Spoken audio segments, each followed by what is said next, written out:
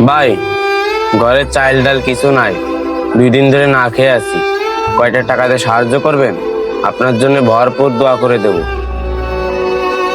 আচ্ছা ঠিক আছে, তোরে 10-20 টাকা না, তোরে 50 টাকা দিলাম এনে।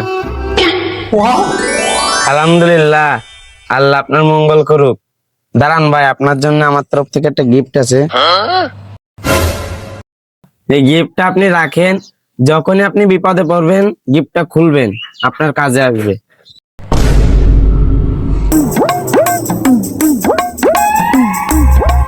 ও ভাই দাঁড়ান।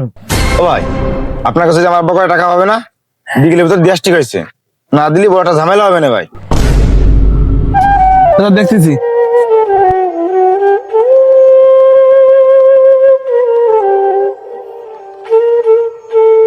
ও ভাই দাঁড়ান। ও ভাই, আপনি যে আগের দিনকে বললেন 1 বস্তা চাল দেন, আমি টাকা দিয়ে যাবান, একটু পরে আসি। টাকাও দিলেন না, দোকানের সামনেও গেলেন না। টাকাটা এখন দেন, আর নাহলে 4 বস্তাটা দেন, আমি নিয়ে যাই। আচ্ছা ভাই, দেখতেছি কি করা যায়। কি একটা বিপদ, যেখানে আছে সেখানেই বিপদ।